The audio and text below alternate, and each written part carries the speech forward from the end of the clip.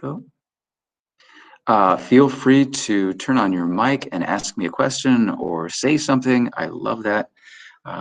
If it's pertaining to class for the most part. And I'll just I'll read this stuff to you, and then you know, yep, everything's being recorded. So good. Let's get to the document then. If you could go to the document as well, or you can just well, you need to be on the document because you're going to be typing, and then also, hang on a second, got to deal with something. So what we're pretending is, and I kind of told you this last week, we know about history just based on documents from people from the time. We don't know exactly whether those documents are accurate or not. We can just read them as historians and try to figure out, what the Mesopotamians were like, or in this case today, we're going to try to figure out what the Crusaders were like, and we're going to look at a total of 6 documents. And we're pretending that we're historians trying to research what Crusaders were like. Source documents. In other words, people from the time, what they said, and then you and I are trying to figure out what the Crusaders were like. Now, we know that every single source is going to be biased, and we're looking at 2 different groups. We're looking at the Christians, who who are, well, the Crusaders are Christian, put it that way. And then we're also looking at Muslim sources, and the people that the Crusaders are fighting are the Muslims. And so obviously you're going to find Christian people probably saying good things about the Crusaders and Muslim people saying bad things about the Crusaders. But once again, we're trying to get a sense for what sorts of things they think about the Crusaders. What are the Christians, what are they saying about them, or what are the Muslim sources saying about the Crusaders? And then hopefully we get this balance, well, we got a positive view of Crusaders and we have a negative view of Crusaders, but what are we learning about what they were doing or what their motivations were, and things like that. We're going to keep it pretty simple today, even though the sources themselves, they're from the past, they've been translated from other languages, and so usually the sources are kind of difficult to get through. But here we go. This is our first source. I'm going to read through it, and then at the you're going to see if you can write or type, what does this Christian author think the Crusaders are like? And then you're going to highlight words or sentences that support your belief that this particular author, it's the Pope, believes that the Crusaders are this certain way. Okay, so hopefully you got that. And once again, if you need to turn your mic on and ask me something or stop me or whatever, it's fine. So this is from 1095, and this is Pope Urban II. This is when he's calling for the crusade. He says, although, O sons of God, you have promised more firmly than ever to keep the peace among yourselves and to preserve the rights of the church, there remains still an important work for you to do. Remember, knights weren't always nice people. They were, robbing each other and killing each other and so on. And the Crusades are a nice way to get rid of them, send them off to other places. This is me telling you what they're not. I'm not telling you that the Pope is saying that. But he says, freshly quickened by the divine correction, you must apply the strength of your righteousness to another matter which concerns you as well as God. For your brothers who live in the East are in urgent need of your help, and you must hasten to give them the aid which has often been promised them. By the way, who lives in the East that these Crusaders are trying to help? Does anyone know that? We started this unit with them. Maybe you're typing something in the chat. Who were the Crusaders initially trying to help? Why does the Pope call for this crusade? Does anyone know that? I can't pronounce it, but doesn't it start with a B? Perfect, Nicole. I love that. Yes, it's the Byzantine Empire, with its capital in Constantinople. I will take that answer and thank you for it. Excellent. Those are the Orthodox Christians. Remember, they had a falling out with the Pope in Rome, but he's willing to save them 40 years after they had that falling out. Okay, so as most of you have heard, the Turks and Arabs have attacked them and have conquered the territory of Romania, the Greek Empire. as far west as the shores of the Mediterranean and the Hellespont. They have occupied more and more lands of those Christians and have overcome them in 7 battles. Now remember, right now the Pope is talking about the Muslim people, the Turks, who are attacking the Byzantines. They have killed and captured many and have destroyed the churches and devastated the empire. If you permit them to continue thus for a while with impurity, the faithful of God will be much more widely attacked by them. On this account, I, or rather the Lord, beseech you as Christ's heralds to persuade all people of whatever rank, foot soldiers and knights, poor and rich, to carry aid promptly to those Christians and to destroy that vile, disgusting race from the lands of our friends.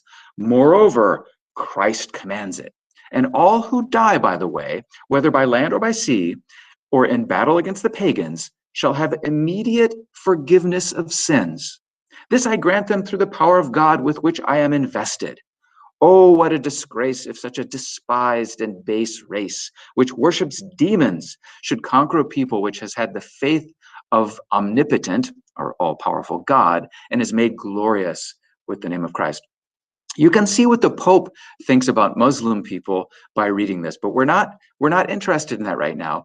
We're interested in what the Pope thinks about the people who are going to go and fight against the Muslim people. We can look at what the Pope says about Muslim people. He calls them a vile race. He calls them pagans. He says that they worship demons. He calls them a despised and base race. He's saying all these horrible things about Muslim people. But the question is, what does he think about the Crusaders? And hopefully you can write down, type just a few things that you think that this Pope or this Christian author thinks the Crusaders are like. It can be a single, they are, I don't know. I don't want to give you any answers, but what does he think those Crusaders are like? And then highlight words, highlight sentences that support your belief that this Pope thinks the Crusaders are whatever. I had some people in first hour kind of get confused and think the Crusaders, that the Pope didn't like the Crusaders or thought they were the Muslims or something like that, but that's not the case. Okay. I'm going to look and see if anybody's typed anything. Does anybody have, oh yeah, chaotic and destructive. I like that. Oh, wait. So certainly the Pope thinks that the Muslims who are attacking the Byzantine Empire are chaotic and destructive. But what does he think about the people who he is convincing to go there and fight against the Muslims? It's a little bit difficult maybe to figure out.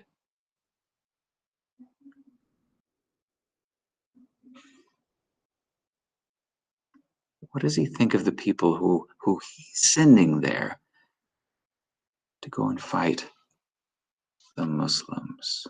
He respects them and forgives them for sins. I like that. Yeah, respects them. Yep. The Pope, he's going to forgive them for their sins for fighting. Promises them heaven if they die fighting. Okay, let's move on. Hopefully you've done that. Maybe these next ones will be a little bit easier. We're looking at first we're going to look at 3 Christians and what they're saying and trying to figure out what we believe about, or what they believed about the Crusaders, and then we'll look at 3 Muslims and see what they say. So this is Eckhard, and Eckhard says, he's talking about Urban doing his thing a few years before. After Urban had aroused the spirits of all by the promise of forgiveness to those who undertook the expedition with single-hearted devotion, toward 100,000 men were appointed to the immediate service of God from Aquitaine and Normandy, England, Scotland, Ireland, Brittany, Galicia, Gascony, France, Flanders, Lorraine, and from all the other Christian peoples whose names I no longer retain. It was truly an army of crusaders, for they bore the sign of the cross on their garments as a reminder that they should severely discipline the flesh, and in the hope that they would in this way triumph over the enemies of the cross of Christ, as it had once come to pass in the case of the great Constantine. Thus, through the marvelous and unexampled working of divine release, all these members of Christ, so different in speech and origin and nationality, were suddenly brought together as one body through the Christ. So these guys, once again, these are the Crusaders. They're going off to fight. They're from all parts of Western Europe. They're going off to fight for the Byzantine Empire, trying to supposedly help the Byzantine Empire out. And we know that these Christian sources don't like the Muslims. But what do you think that Eckhart, this guy who's saying, what do you think he believes about the Crusaders? Or what do you think he thinks the Crusaders are like, based on what he just said? And maybe it's a kind of similar thing to what the Pope just said.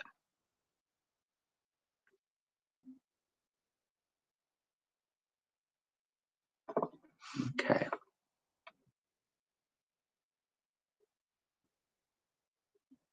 When I look at this and I try to figure, well, what is he saying? What is he saying about these people? He's saying where they're from and all that kind of stuff. But I like things like they're undertaking this expedition with single-hearted devotion. Or if I go down here, he's talking about it's truly an army of crusaders. They've got the sign of the cross on their garments. They're going to triumph over the enemies of the cross of Christ. Yes. Unexampled working of divine dispensation. I'm not really sure what that means. Members of Christ, he calls them. Yeah, fighting in the name of God. They have the right to defend their beliefs. I like that. That's good. Okay, so we've got 3 documents then from Christians. We've gotten kind of an idea, hopefully, about what these Christians think the Crusaders are like. Hopefully, we've highlighted some words, some sentences. Let's move on to the people who have been insulted, the people who are being fought against.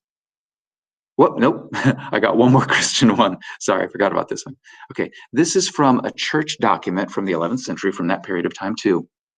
And so it says, now we hope, this is Christian once again, now we hope that none of you will be slain, but we wish you to know that in the kingdom of heaven, that the kingdom of heaven will be given as a reward to those who shall be killed in this war. For God knows that they lost their lives fighting for truth of the faith, for the preservation of their country and the defense of Christians.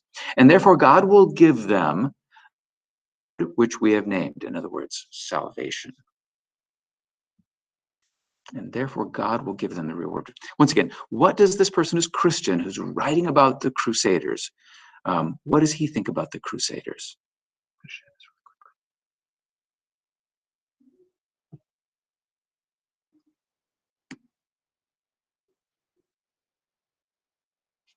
And what makes you say that?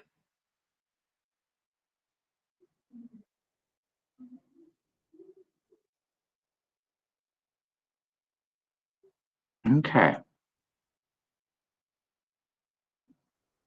All right. I'm gonna move on.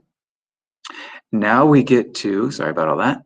Now we get to the first of 3 Muslim documents, or documents by Muslim people. The first one is by the famous Saladin. He was the commander of the Muslim side of the Crusades in the 12th century, and he's talking about retaking Jerusalem after the Crusaders had taken Jerusalem. He says, if God blesses us by enabling us to drive his enemies, those are the Crusaders, to drive his enemies out of Jerusalem, how happy we would be. For Jerusalem has been controlled by the enemy for 91 years, during which time God has received nothing from us here in the way of adoration. Time passed, and so did many indifferent generations. While the Franks, those are the Christians, the Crusaders, while the Franks succeeded in rooting themselves strongly there, they took the riches of our most blessed city. But now God has reserved the merit of its recovery for one house, the house of Saladin. I get that Saladin thinks of the Crusaders as the enemy, but how would he describe them? What are they like based on what you see there? I think I see 2 things that you could maybe get out of that. Let me see if you've typed anything. A superior complex. Yeah, I think maybe if you're looking at which thing makes you think that he thinks that they are in some way superior?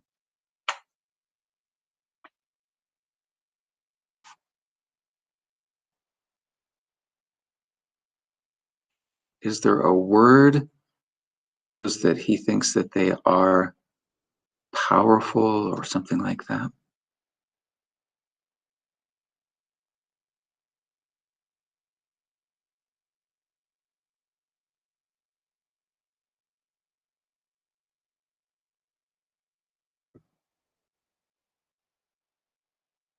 They took the money, yeah. So if they're taking the money, you might say something like, people who are interested in money or take money are maybe greedy, or they're hungry for wealth or something like that. I like that, Deja. Thank you. Let's move on. We've got two more documents by Muslim people. This is Beha ed Din, and this is from the 12th century. He's talking about this episode that happens during I think it's the Third Crusade. He says, then the King of England, seeing all seeing all the delays by the Sultan, acted faithlessly with his Muslim prisoners. So you can imagine that in the war, both sides are taking prisoners, and then sometimes they exchange prisoners. Sometimes they exchange prisoners with money and stuff like that. So that's what's happening. On their surrendering the town, he had promised to save their life. He added that if the Sultan carried out the bargain, he would give them freedom. So the King of England, says Richard the Lionhearted, has taken a bunch of, and they're going to exchange them. It says, if the Sultan did not fulfill his promise, they were to be made slaves. Now the king broke his promises to them and made it clear his intentions, which he had kept hidden in his heart. He's going to carry out what he had planned to do anyways, after he had received the money and his Frank prisoners. So the King of England, a crusader, has taken Muslim prisoners. He's going to swap them for Christian prisoners and get some money for it. And that's what the people of his nation admitted. The Franks, or the Crusaders, on reaching the middle of the plain, ordered all the Muslim prisoners to be brought before him. They numbered more than 3,000 and were all bound with ropes. The Franks then flung themselves upon them all at once and massacred them with sword and lance in cold blood. Wow. What do you think Beha ed-Din thinks of the Crusaders with this particular episode that happened? What do you think he thinks the Crusaders are like based on all that?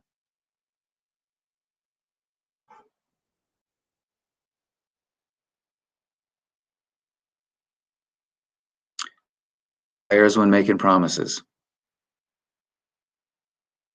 Another idea? He just murdered. They just murdered 3,000 people who were tied up. Yep, cold-blooded murderers. Yep, looking out for the wealth. Perfect. Good. Let's do the last document. Hopefully you are, maybe you are highlighting massacred them with the sword and lance in cold blood. That would be something that would prove that they are cold-blooded or murderers or whatever we want to say. Maybe there's a little bit about being greedy.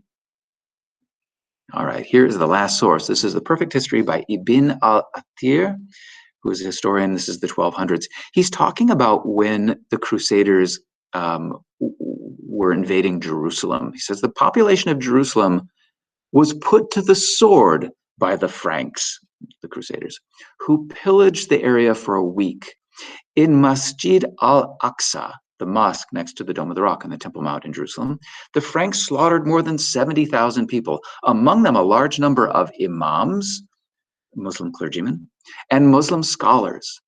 The Franks stripped the Dome of the Rock of more than 40 silver candelabra and a great silver lamp weighing 44 Syrian pounds, as well as 150 smaller silver candelabra, more than 20 gold ones, and a great deal more booty. Booty is the word for treasure.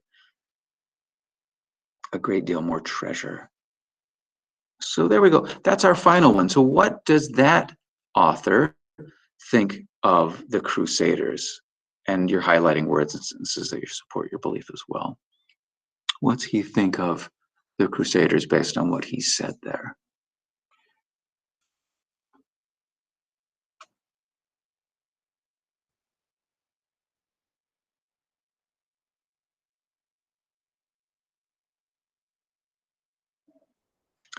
All right.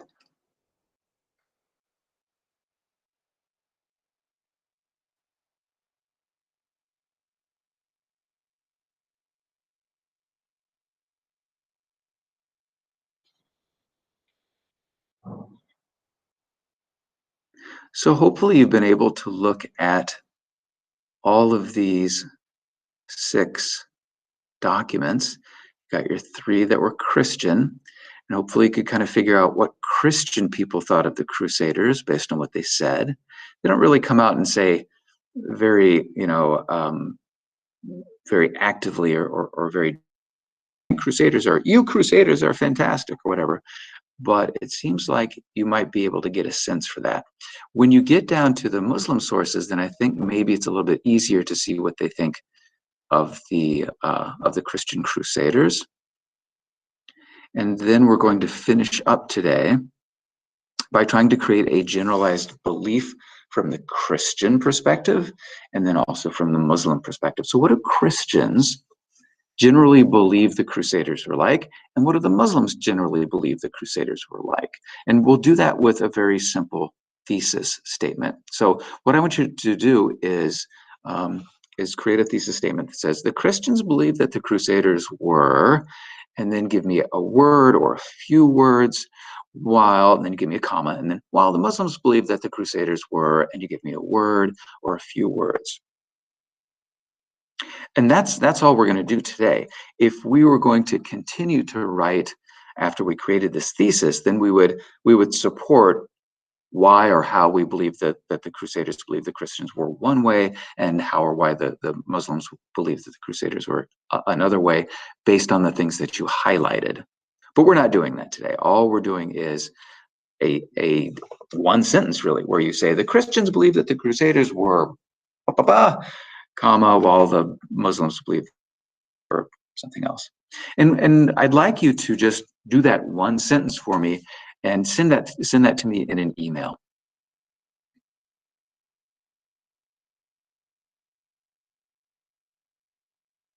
And then I can look at it. Generally, what I'm going to do is I'm going to look at it, and you're probably going to say something correct, and I'll give you a like, and we'll be on our way. If you have a problem, I might send you a little bit of feedback to let you know that maybe you're just a little bit off. But generally, that's all I want you to do: a one-sentence thesis statement telling me what the Christians thought of the Crusaders, and a one-sentence thesis statement about what the Muslims thought the Crusaders were like. And I'm going to hang out. I'm going to stop sharing, actually. And I'm just going to, hi, Shelby, you made it. I'm just going to hang out here. And if you have any questions, or if you need me to explain anything or whatever, I'm just going to hang out. Otherwise, if you think you were ready to send me that thesis statement in an email, I'm ready to grab it from you. So you can go off and have a nice day. Don't forget that there is a test on Friday, and that's why we're practicing and coming up with a thesis statement. But otherwise, if you think you're good to go, you can go. Thank you. Bye. Thank you. Bye. problem. Thank you. Yeah. Thank you.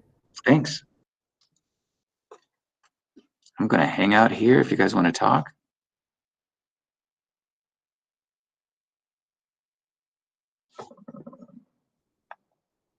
Hi, Sophia.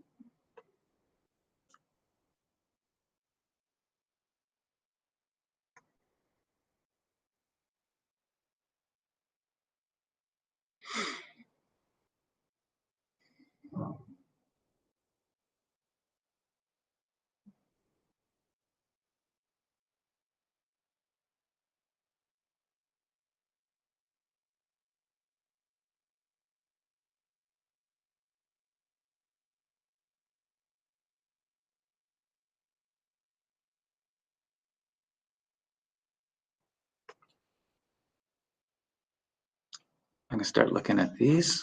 You guys can ask me questions if you have any questions.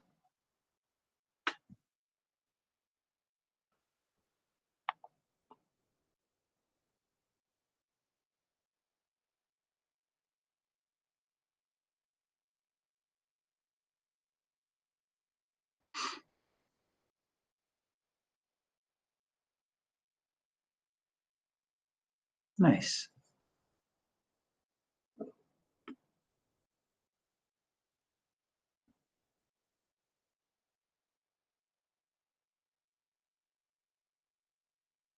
Perfect.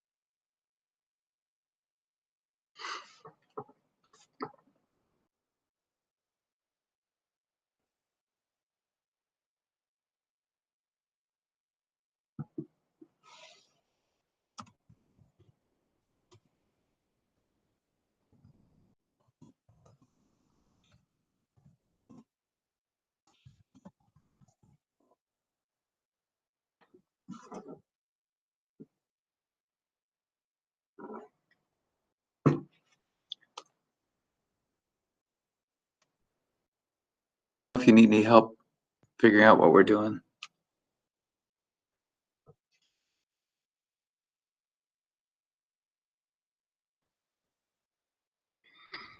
Mr. Barron, Yeah. I just have a question about my test, the Unit 4. Mhm. I'm just trying to fit every, like, I guess makeup test in has been really hard. Yeah, Would you mind if I could do it over, like, winter break? I don't mind that at all. Okay, is it open right now? Just curious. I think it probably is open right now for you since you haven't taken it yet. Okay, so if I would do it at, like, the 29th, would that be all right? I think it would be great. I will check my, don't tell the school administration, but I will be checking my email and working and stuff Okay, over break. So if it's not open or if you have problems or whatever, just send me an email and we can work something out. I'm completely open to whatever is going to help you do your best, Brooke. perfect. I really appreciate it. And then No problem. for the time aspect, is Yeah. it, I mean, I do get double time, but Yeah. Then okay. you should have a test with double time then.